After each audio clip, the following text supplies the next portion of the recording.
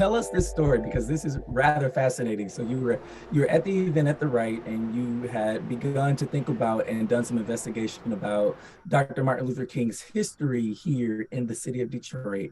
So I was invited to this unveiling at the Wright Museum, and that was my first time being there. And while there, I said, did Martin Luther King ever do anything in this city? The mayor was there, and Rochelle Riley, and then the curator of the museum. They said, as a matter of fact, like, don't you know he gave the speech here first? No, I didn't know that. So I just, I approached the mayor and I said, I would like to place a Dr. King here, and I believe I can get a donor if we can find a place. Rochelle Riley, the City of Detroit's Arts and Culture Director, has worked closely with Watts throughout the process. He said, I've got some other statues. And I said, oh, really? You got a lot of statues? What have you got? And he said, I've got this Martin Luther King statue, and the person who owns it wants to donate it to some place very special, donate it to a city or to some spot. I said, we want it. We want it. He said, oh, well, yeah, we could do it. And I said, no. There's a very special reason we would want it. Dr. King gave his I Have a Dream speech here 2 months before he gave it in Washington, D.C., in that historic moment that was seen by everybody. But we had 125,000 people who marched down Woodward and saw it here and heard it here. Talk a little bit about art being a documenter and a record of history. Thank you. You only have so many statues. Dr. King was one of those that I had the honor of doing. Great men and great stories, and they're untold from the Black community, because they're still, they survived through horrific situations to now, and our job is to bring the horrific and situations to light, and honor the people that documented, that learned to read when you couldn't teach them to read because it's illegal. Stan Watts is an amazing artist.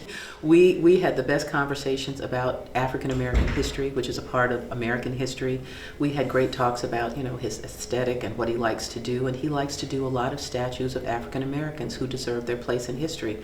When you see the statue, you'll see that not only does he know what he's doing, but he really puts his heart into it. These things mean something to him. I'm going to say something that I believe in my heart. The longest lasting form of medication for healing is bronze, because it lasts for 4,000 years. So when you honor somebody doing something good, that did something that changed lives, you can actually be a better person for having seen great artwork. And we need great artwork done with respect. Normally, artists are sort of commissioned in this kind of work, and you were not.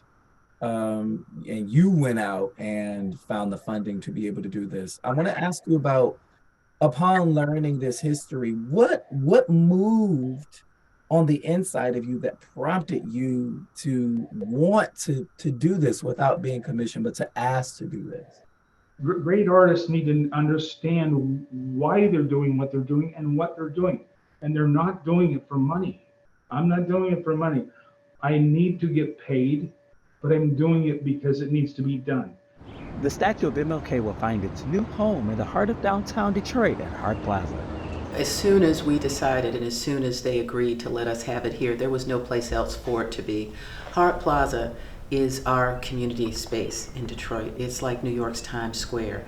It is where, connected to the nation's best Riverwalk, the place for things to happen. We have movement there. We have the jazz festival there. Everything big for our entire community happens there.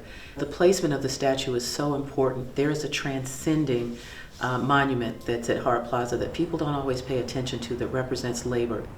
No matter who's walking down that plaza, they'll be able to walk right up to that statue, right on that plaza at Hart Plaza, our community space. What are you most looking forward to when you make your way here to the city?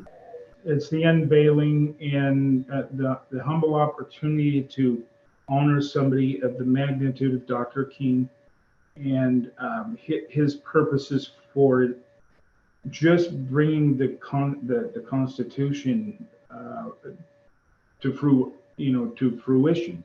He had a mission to say, well, don't just say that, don't just change the laws, enforce them. And so he was a great man, and he knew the spirit, I believe, of our country. Once everything was exposed on television, the marches, that the spirit wouldn't allow our country couldn't allow ourselves to say something and then not back it. And I think he said we were given a check that bounced, is how he described it. Yeah, he did describe that in the beginning stanzas of his famous "I Have a Dream" speech with the March on Washington. He said the check has been returned as insufficient funds. Yes, exactly. I'm looking forward humbly to be in this event and to know that my talents were used for a good purpose, and that people will be able to 500 years later, they'll still know that this wonderful man had a dream, and that we all are actually just from the same family. Watch One Detroit, Thursday at 7:30 p.m. You can find more at onedetroitpbs.org or subscribe to our social media channels and sign up for our One Detroit newsletter.